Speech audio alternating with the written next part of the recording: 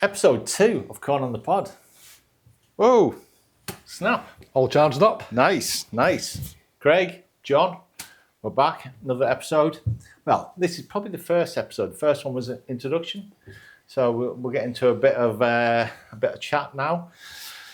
Before we get into this, obviously our first episode was more of an introduction of what it's going to be all about. This one we're going to get into a bit of chat. But before we start, just a reminder, ACL UK Open coming up at the weekend, Friday the 18th to the 20th, 3-day event. Should be awesome. Hopefully they're getting lots of entries there.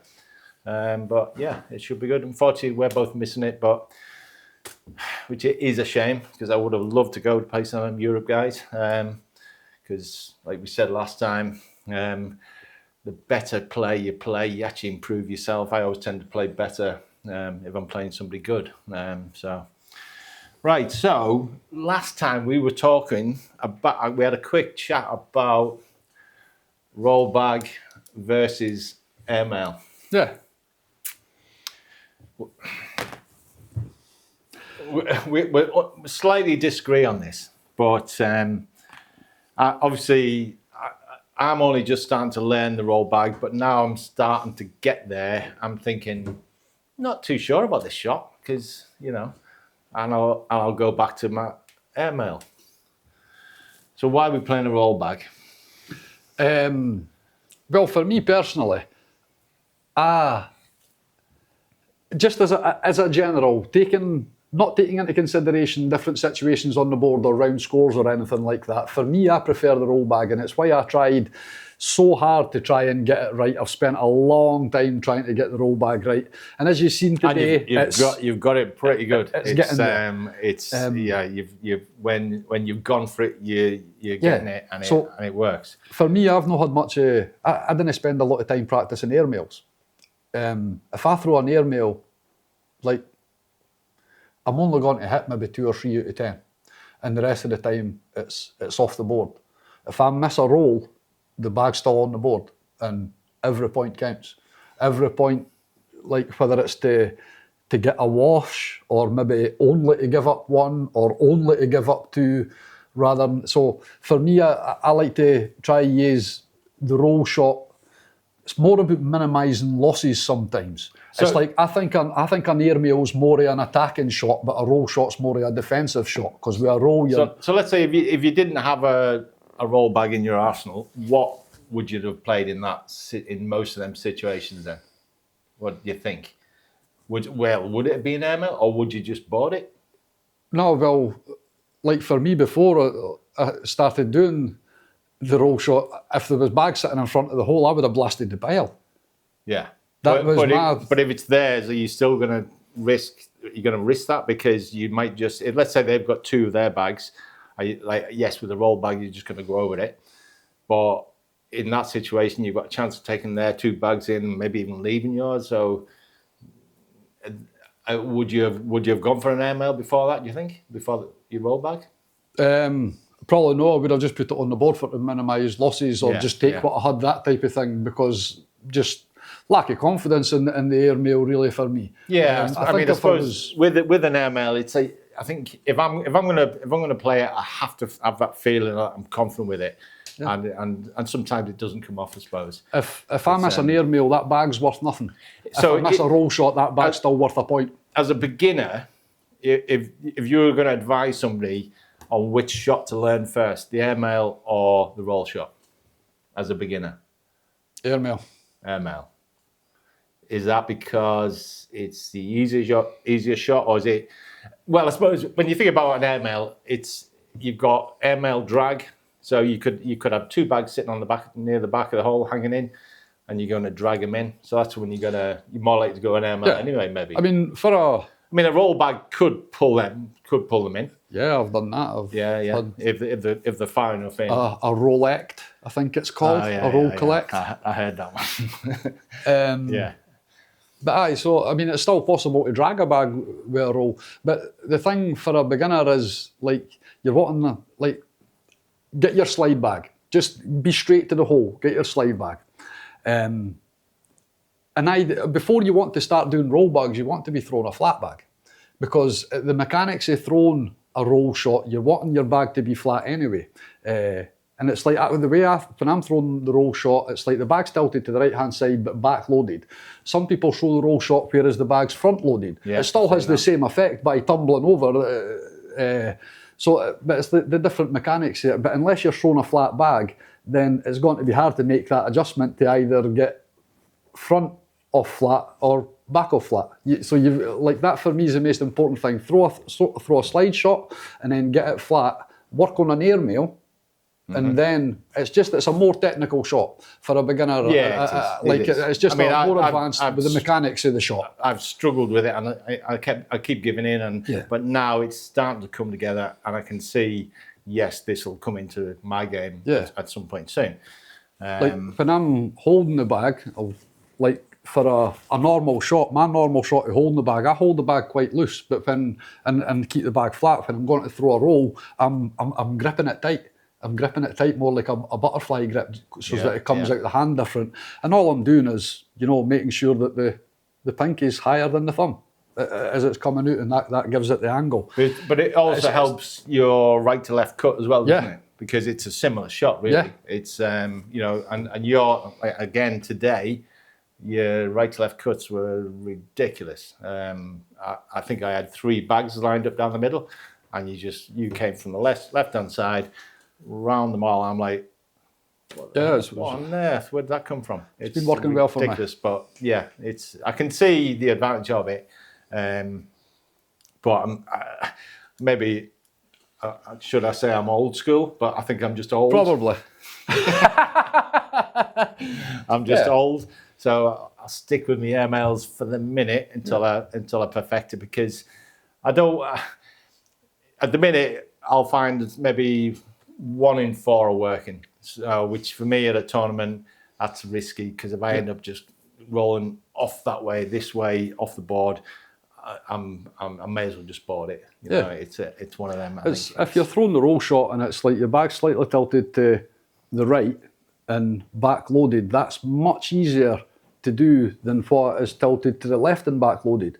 Although tilted to the left is more your natural shot, but for to get it back loaded, for to get your hand into the right position, for to release it where it's back loaded, it is a more technical thing to do as well. Yeah, I've always had a left to right cut, because my natural bag, I don't tend to throw a flat bag. I hardly ever throw a straight bag, and it is going left to right because of my angled bag. So I'm angling it more down this way instead of flat. So now now I've started doing a roll shot and a right to left cut. I'm actually throwing a flat bag as well. So learning these things, I think, is quite important. Just give them a go, because it can change your game. Yeah. It's Roy's a good example. Roy Williamson. It's like, as I say, for me, it's tilted to the right and back loaded. Roy throws the roll shot and it's tilted to the left and front loaded. But he's just as consistent, if not more consistent with me with his roll shots. I mean, the amount of times I've played him and he just pulls out this roll shot and you think, where's that come from? To start with, when I seen him doing it a lot, and I'm thinking to myself, that's an accidental roll. And then it's like, just the more I watch him saying it, it's like you can't have that much accidents. That just can't be an accident. He's meaning that, and then it's fantastic to see. So bag choice as well is probably important for a roll shot, because you want what I would call a control bag. Yep. So I mean, out of charge bags, we've got a Corsa, which is basically the Wizard L herringbone. And it's like a 6, but it does slow down probably to 5.5, 5, depending on conditions. That'll roll. I'm actually getting most results with that. But then the other one is the Assassin, which is a hybrid, that is like a Viper. What else are we using? Viper R, using this. I mean, it's basically, that is the same bag as a Viper R. Except for half the price, half the cost. It's the same fill. We're getting all the fill from America.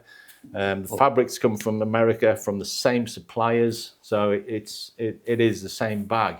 And there must be dozens of bags now that are them exactly same exact same fabrics. Oh, there's a lot. In the States. It's crazy. Everybody tends to be going for this. But that, for a roll bag, I think it's brilliant. Yeah. It's, for getting that control. Whereas something like a Serpent, which is like a pro sniper. It's same fabrics and fill as a pro sniper. That's you can roll it. It's possible to roll any bag if you're skilled at it. A very experienced roller will roll that. That's more of a in the hole sort of, type of player that's going to use that. But these, I think, for a roll bag, well, you're using the Dominator as well, which obviously will work to 4-speed. But I'm getting best results with the course at the minute, but I can roll that one as well. So it's a bag choice is important. I think if you're going to start sort of taking on these sort of shots, sort of thing. So something I think we should talk about, sort of players, most improved players lately, and sort of going into next season. One player I've noticed just lately, and I didn't actually realise how good he was, Dave Farmer from Portsmouth, from Solent Club. I always call it Solway Club, Solent Club. He's a good player. And to be honest, he just bought a set of charge bags. So he was interested in. I let him try the Serpents, and I thought, Christ, this guy's good. It's like, so for me, he's definitely one to watch. I think he's going to come on pretty fast this next season. Any others you think of? Well, for last season, Macca's at the tail end of last season was outstanding. I know exactly what you mean. Macca's he's always he's always sort of been sort of there in this similar sort of position each tournament, and then these last couple he's come on. He's definitely raised his game. Definitely. Sorry for stealing your pick. that was my pick. Yeah, but he's come on leaps and bounds, and I think something's clicked with him. And he's it certainly seems that way. He's definitely one to watch anyway. Yeah. Definitely could easily be a top 10 player anyway. I think Macca's is in the same situation as like what Danny was talking about after the Nationals, where the stamina of a long day having an effect on him. He was getting near the end of the days. You could see he was getting a bit tired. He's no but spring up until chicken. that, he was fantastic. He's getting on a bit, Macca's. He's absolutely fantastic. Yeah, he's really consistent. Once he starts getting him in that hole, he's hard to beat. I know on club nights he is hard to beat. If he could continue the form he had at the end of the season into this next season, he's going to be a player that I'm not going to want to play against. No, I was dead nervous about not the Nationals, in the one before that, when he went on a winning streak. I thought, don't draw Macca's. Yeah. I did not want to play him. It was playing well. Anybody else? Well, for me, for last season, it's hard to pick. I didn't really see an awful lot for last season. No, I suppose not, no. But for what I saw of Ollie at the Nationals, and for seeing how Ollie's done this year compared to previous years, it's fantastic. I mean, he went 9 games unbeaten at the Nationals straight into the championship match. He beat me in the King's Seat match, and then I come back through. But just for Ollie to have a run like that, the confidence that's going to give Ollie going forward into next season is absolutely fantastic. I'm very impressed with that. His airmails are deadly. There was some of the shots he played against me. Crazy. I wish when we played the King's Seat match, it was on court 4 or something like that. I wish it was on centre court so I could go back and watch these shots that he played. He had, there was bags all surrounding the hole, and I had tried to go through it. Bags had bunched up, and he had 2 bags that was bunched in between mine. And with his last 2 bags, the Airmail dragged both of them. I took them one at a time, just peeled them out from in between my bags, and it didn't seem possible. I was in awe watching them. It was like I couldn't concentrate on what I was doing. I was in awe at these shots that Ollie had played. So, aye. I think with certain people, it's like, I think he's changed his throw a little bit over these last sort of 2 seasons, and it may be something that's just clicking with He's him. trying to work more on his slide shot and not just be going for airmails all the time. Yeah. But when he does master getting this slide shot, he's going to be a serious player. He's got to be a contender. He's got to be, because, I mean, if he could get used to putting in blocks but still continue with the airmails that he's doing, he's got to be a serious player for to have that level of airmail in his arsenal. I would say he's the best airmailer in the UK at the moment. I'd say. I mean, I've practiced with him and on like warming up, and we will say, "Well, let's throw airmails," and he just puts them in. Yeah, he's ridiculous. He is. I mean, even at the ACO, like I watched. I didn't see the full game. I seen the end of the game with him and Dave Murray for the Tier 2 final. And that's how we beat Dave Murray in the Tier 2 final as well. It just airmailed them into submission, really. Keep telling you, this airmail shot it's far superior. Yeah, but then again, it does put a lot off the board, whereas if he went for rolls, they would still be worth a point. If he could put a roll bag in as well, we'd be knackered. Yeah, well, that's it. It's just becoming more of a rounded player. And like once he gets he sorts his slide shot and throwing off the flatter bag, he's definitely throwing a flatter bag than he used to. He's getting the airmails, and then if he adds in, Ollie could end up being a really good all-round player. I mean, I think we're going to see a change in the sort of top 10 players for this next season. I mean, obviously, our team charge guys are going to be up there. So we've got Charlie Lomax and we've got Jared Nush.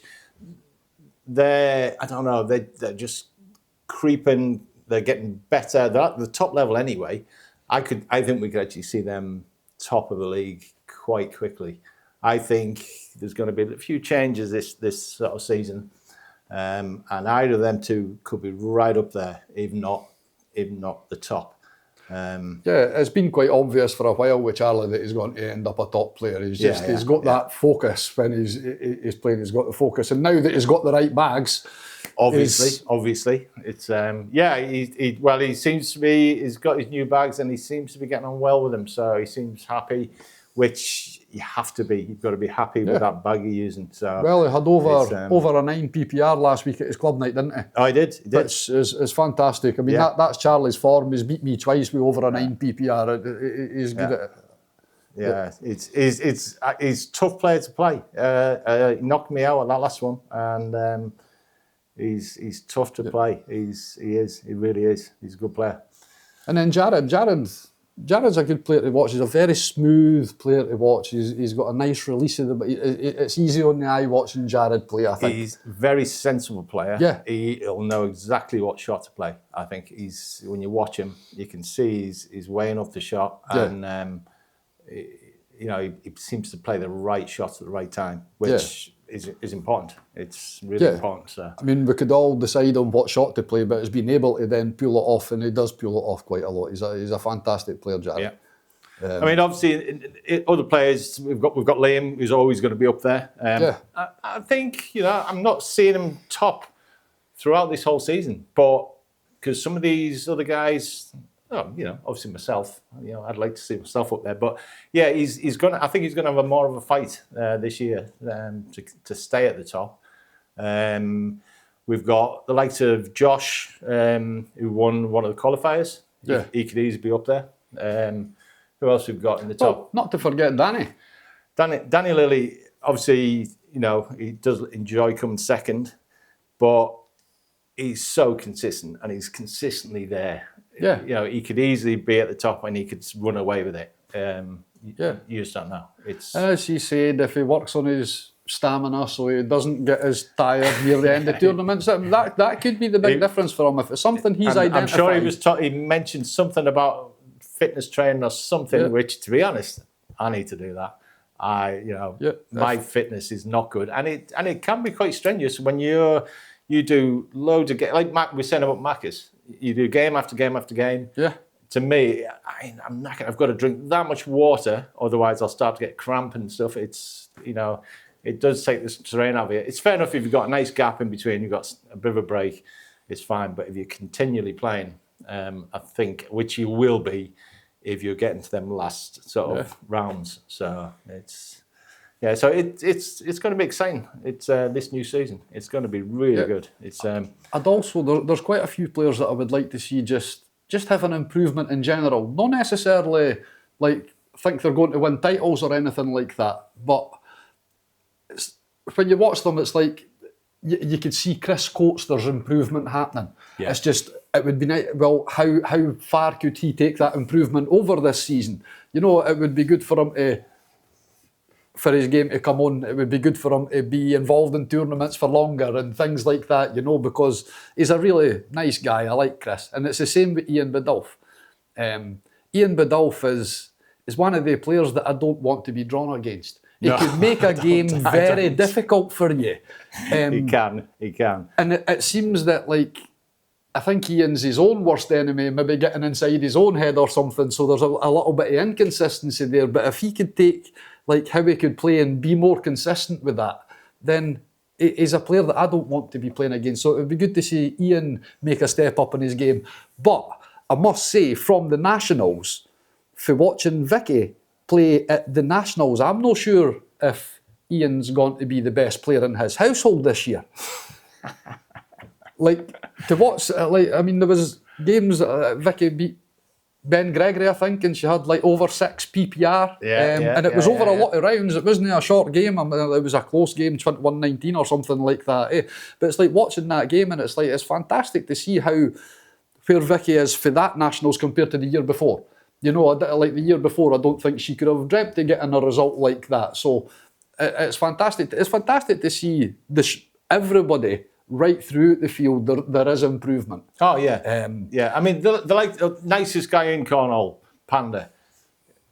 I played him quite a while back, and I thought, yeah, he's all right. And then I was watching him in another game, sort of more recently, and he'd really come on. I think the certain players will come on quite fast. So this next season, I think they'll actually see a big improvement just through the first few qualifiers even. And we've got more tournaments to play. So the more they play, the better they're going to get. And, you know, they're going to be catching up with a lot of these sort of mid sort of field players and getting into being in the top half. So I think we're going to see a big change. It's good. I've not had any experience playing against any of the Solent guys. I've never actually, spoke to them. Like, when I played Qualifier 1, then the Nationals, they started coming after Qualifier 1. So the only chance to see them was at the Nationals. But for what Dave's doing with that club, it would be fantastic to see a player coming for there that breached into the top 10. Yeah, definitely. I think that the club deserves another player up there with Jared. Yeah, definitely. It's that club. What's a year old? Is it? It's just a year old. They've just had their year's birthday. Yeah, they're coming on really well. But there's some good players in there. Yeah, it's you can tell. Dave Murray's going to have to up his game he is, to keep up with some of his newbies. He definitely is. Yeah, go on, Dave. But that's your opinion of what we think for players coming up in this season. Put a note in the chat and let us know, who do you think is going to be a player to watch for this season? Who were you most impressed with last season? Let us know. Even if it's yourself, just say it's fine. Yeah, egos are acceptable. Except Dave Murray. Dave Murray, don't bother commenting. Right, well, that's all for this episode. Other than you've obviously jetting off to the States this weekend. Yeah. What day you go? Sunday. You flying on Sunday? Yeah, 11:30 flight from Edinburgh to Chicago and then Chicago to Tulsa. How big's your suitcase? Helen wants to know, she reckons she can fit in the suitcase. No. It would be great. I would love it if there was someone else for here going over. Kind of disappointed that I'm the only one for here going over. It would be, because like for going into the doubles, it would be good if it was a UK doubles team going in. You know, that would be a thing new. I'm going to have to try and find some random American. Random good player. Hopefully. That's going to carry you. Hopefully. Well, enjoy yourself, and thank you. You can be in touch while you're over there. Send us some videos and stuff and some photographs, and we'll discuss it on the next one, I think. And we'll. Well, hopefully the next one we'll be able to do while I'm over there. That's the plan. If we can do that, if we can organise. We'll check out and do a test and make sure for internet and sound and things. Brilliant, if we could do that. Brilliant. Right, thanks for watching again. Episode 2. And we'll see you next time for episode 3 on Corn on the Pod. Like, subscribe. Of course.